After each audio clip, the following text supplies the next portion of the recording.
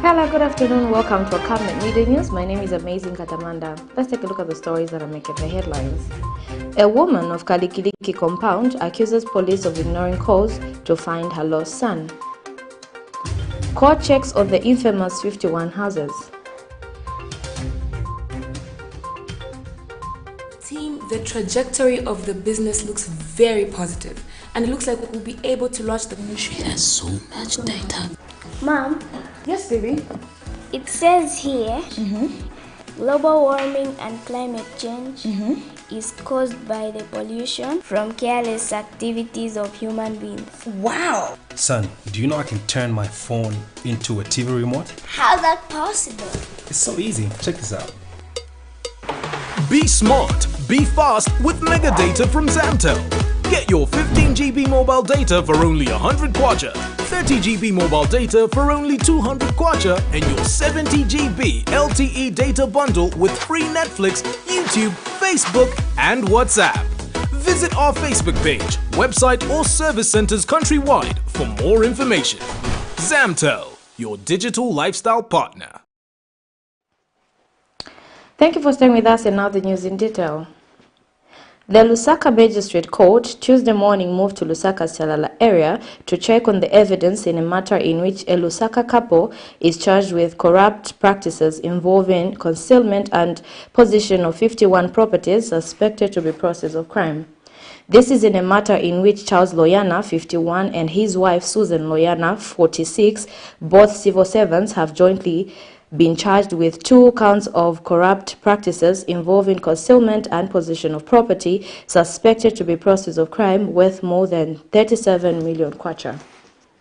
The subordinate court in Lusaka Tuesday morning moved to Chalala area for a scene visit to have a glimpse of the controversial 51 houses that a couple of Lusaka is accused of corruptly gaining. These houses were seized by the state after the story made controversial headlines, with no one coming forth to claim ownership of the said property as the state questioned the legality. This morning, during the said scene visit, the Lusaka's Magistrate Court, under the Specialized Financial Economic Crimes Court, presided by Magistrate Fide Samaundu, learned that some people encroached in one of the pieces of land which is believed to have been corruptly gained. It has been discovered that some people are illegally carrying out construction works on some undeveloped pieces of land, which is among the 51 properties the state seized from a couple accused of concealment and corrupt practices. In this case, the state accuses a senior accountant at the Ministry of Finance, Charles Loyana, and his wife, Susan Loyana, an accountant as well, with charges of corrupt practices involving the concealment and possession of the said 51 properties, which is believed to be valued at 37 million kwacha, property believed of being proceeds of crime. However, the couple denies the said allegations. The witness on stand, a one Mr. Walia, who was in charge of selling the land to the accused and where the said 51 houses have been built, took the court around the plot in question. The court also visited 2 commercial plots and learnt that at the first plot, the accused paid a sum of 10,000 kwacha deposit, whilst at the second one, they paid undisclosed deposit. Trial in this case continues on Wednesday. Miriam Kaimba, reporting for Camnet TV News. Minister of Commerce, Trade and Industry, Chipoka Mlenga, says the hosting of the 56th Zambia International Trade Fair will be a landmark and a continuation of enhancing mutual relations with international community through trade and business networking.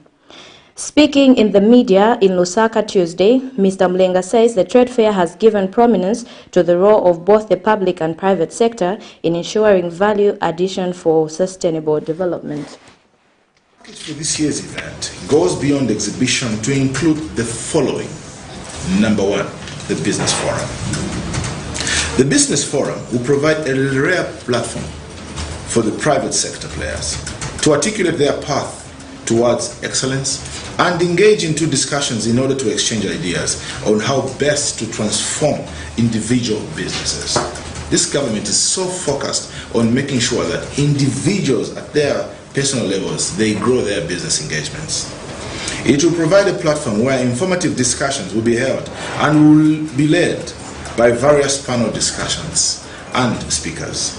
The Business Forum will run over a period of 3 days from the 29th of June to the 1st of July 2022 and forms a major highlight of the trade fair with some exciting topics to be discussed on the private sector's role on value addition, African Free Trade Area and SMEs.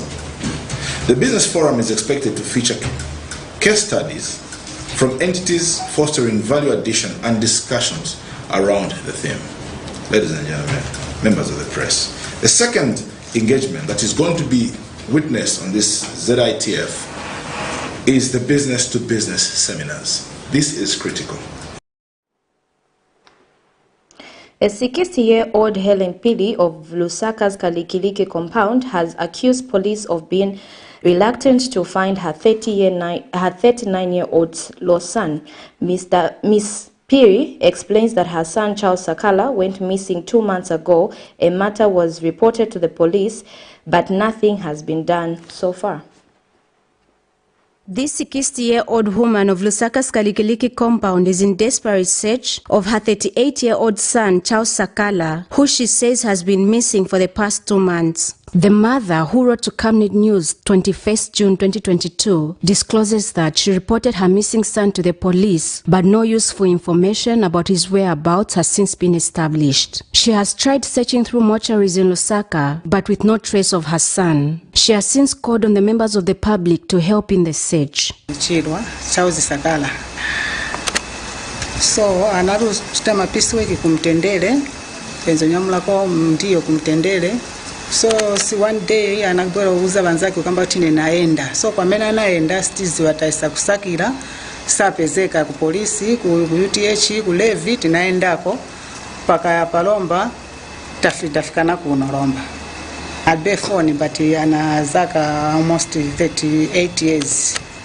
Enda tachoka ku polisi tinaenda tinambira ku KALIKI-LIKI taenda mtendele kunani kalingalinga paka chainama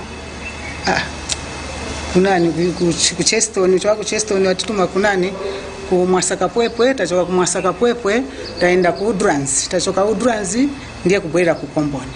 Meanwhile, Kandra Nyambe, who was staying with the victim, says the night before his disappearance he overheard a phone conversation between his roommate and an unknown woman. Tindiri njamzanga nabona unachoti kachijidwe chi kamba kuchinja kachidwe ezota akauka usiku akaenda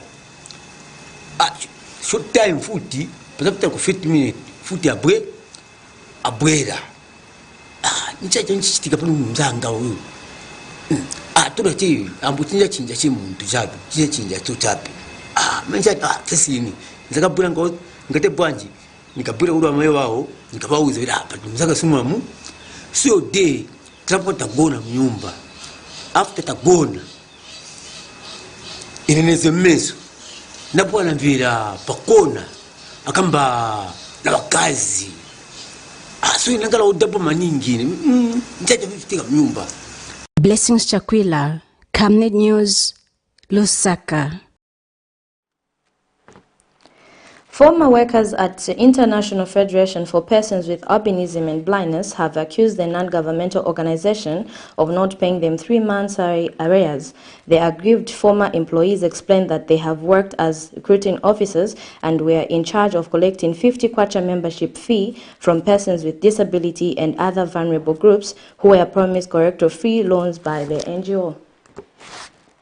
The International Federation for Persons with Albinism and Blindness, IFPAB, has been under fire of recent, following various accusations of not paying its recruitment officers, as well as not fulfilling their promise of giving collateral-free loans to persons with disabilities and other vulnerable groups who paid membership fee to the organization. A group representing 300 persons with disabilities recently cried foul, alleging that they had been scammed by the organization, which demanded that they each pay 50 kwacha as membership fee to be given collateral-free loans, which they have not been given since 2019. While the organization says that what was delaying the process was the late delivery of funds from donors, Former IFPAB employees have also come forward, claiming that they have not been given 3-month salary arrears for their work as recruiting officers across the country. The aggrieved, who say they were threatened by the organization every time they asked for money, say that some of them were fired and others resigned due to the same problem. They were speaking to Camnet News Tuesday after airing their grievances at the Ministry of Labour and Social Security. Why shouldn't the organization pay us our money since we signed our contracts? I believe even others who did not even sign contracts, but they were sent there out to do a certain particular job, but not given money. So is this how we're supposed to be? Because I've gone for 3 months without getting paid and I demand for my money.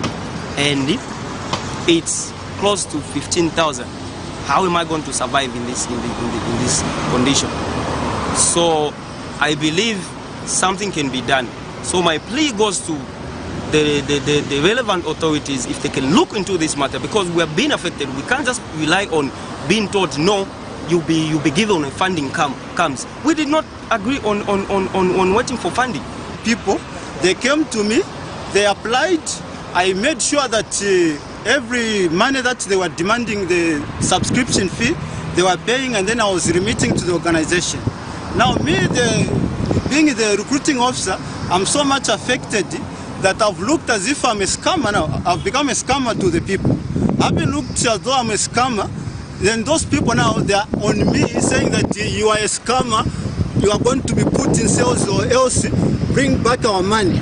Now when I highlighted to the management of IFPAB, they've been just promising we are going to work on it, otherwise everything is okay. Meanwhile, in a phone interview, IFPAB Deputy Publicity and Information Secretary Mr. Wisdom Kayeye claims the aggrieved have not approached the company over their money.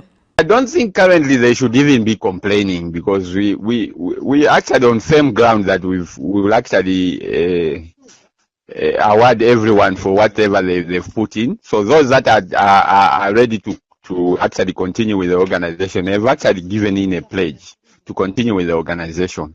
Those that don't want to continue with the organization, there's something that is being put in place for their emoluments. The former IFPAB employees have, however, called for the organization to be investigated due to numerous complaints.